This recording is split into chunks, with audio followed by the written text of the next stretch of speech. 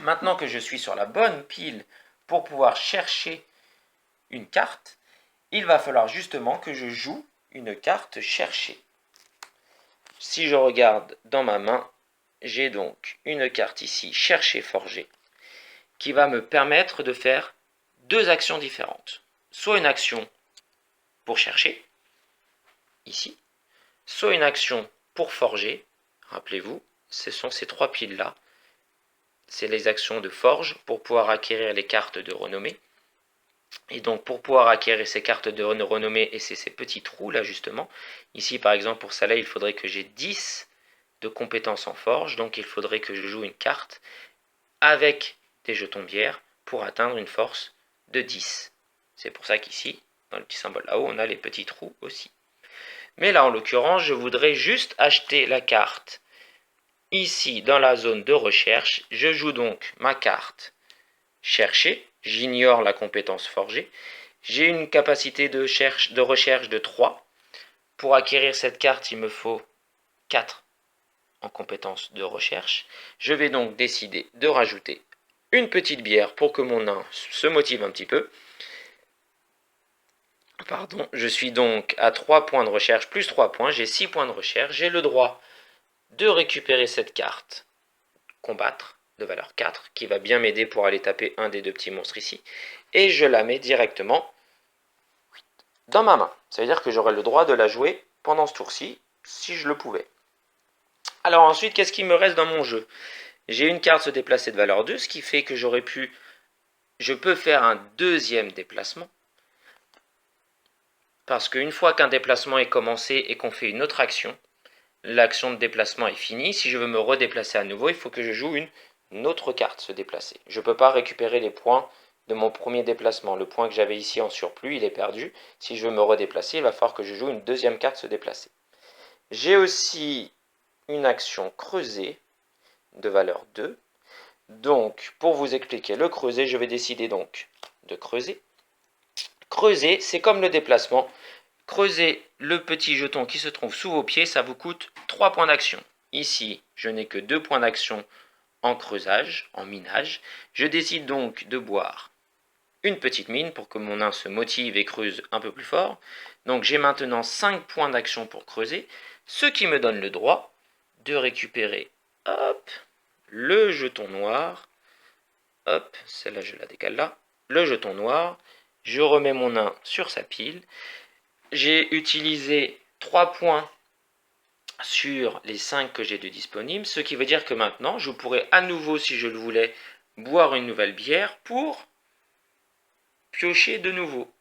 À nouveau 3 points d'action. Donc maintenant, regardez ce qui s'est passé.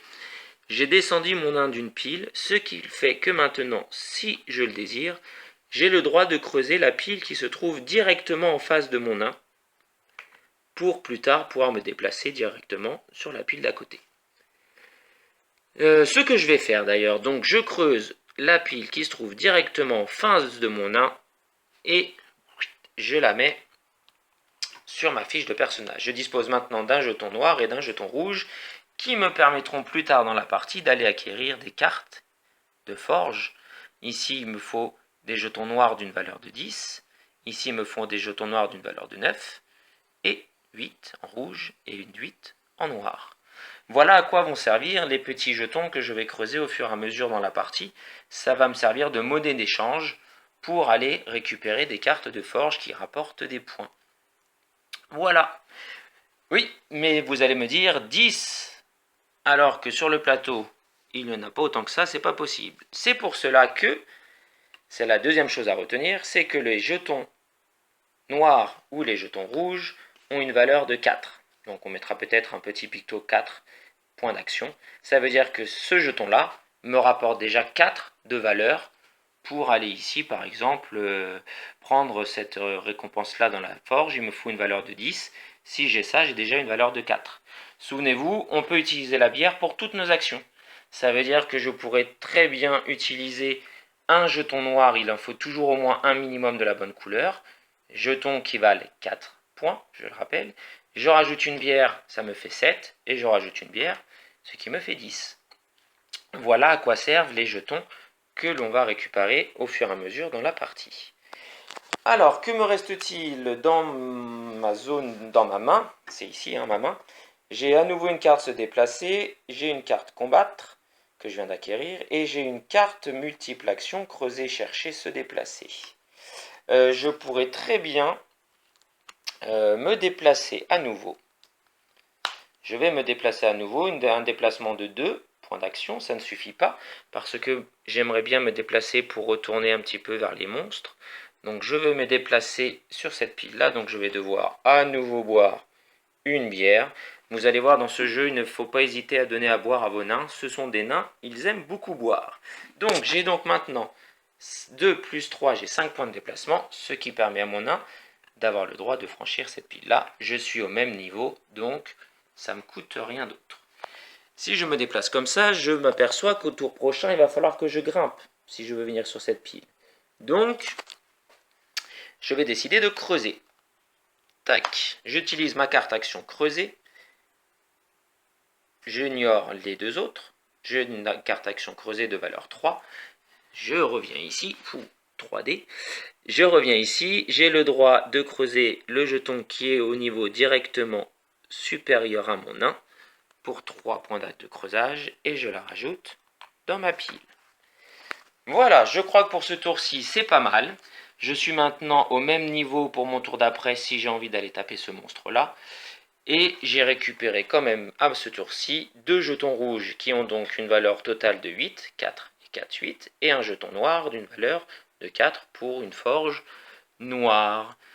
Donc là, par exemple, avec mes 2 jetons rouges, je pourrais presque bientôt avoir celle-là. Enfin, on n'y est pas encore. La fin de mon tour est déclenchée. Je décide d'arrêter mon tour. En main, il ne me reste donc plus que cette carte combattre. Ça, c'est une petite tête de jeu. Quand votre tour est fini, si vous avez utilisé votre carte action multiple, creuser, chercher, se déplacer, elle revient automatiquement dans votre main. Et parmi les cartes que vous avez jouées, vous allez devoir défausser forcément la plus grosse carte. Ici, en l'occurrence, je vais perdre cette carte se déplacer de valeur 4. Donc cette carte, je la prends et je vais aller la mettre dans la pile de défausse de la zone de recherche. Quand la pile de recherche est vide, on remélange la défausse, ce qui fait que les cartes vont revenir.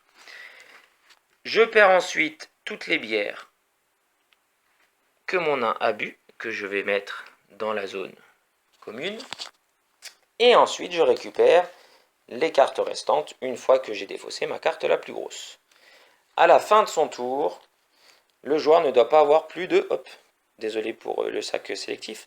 Vous ne devez pas avoir plus de 5 cartes en main. J'en ai 5, c'est bon, fin de mon tour. Quand le tour est terminé, on doit mettre à jour la terre des bannis.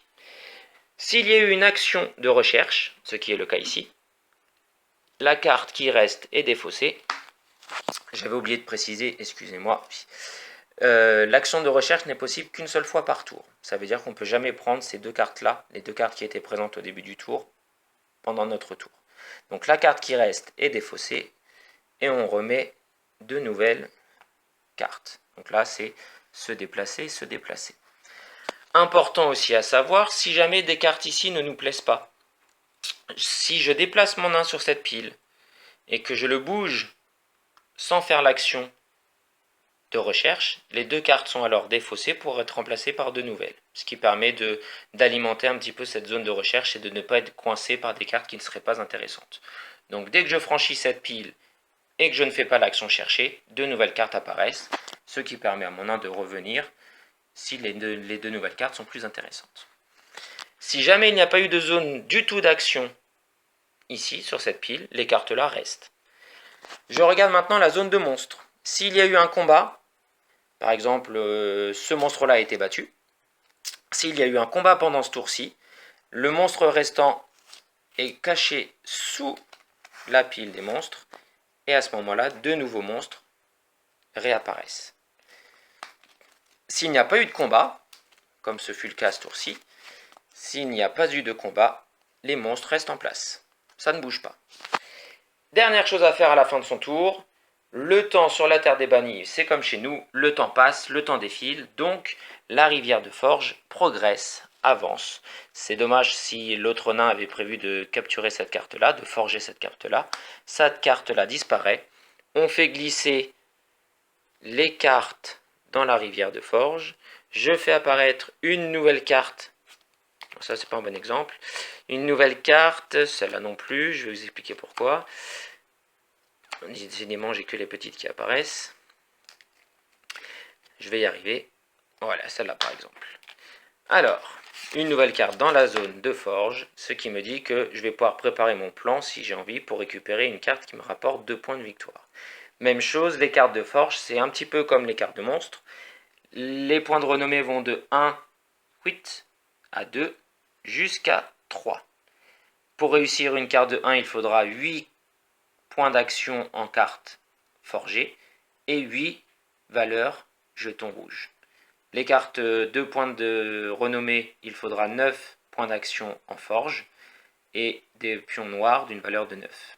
Et enfin, les cartes qui rapportent 3 points de renommée, il faudra 10 en points d'action de cartes forgées et 10 en valeur de jetons noirs. Voilà, mon tour de jeu est terminé et je m'arrête là pour le moment.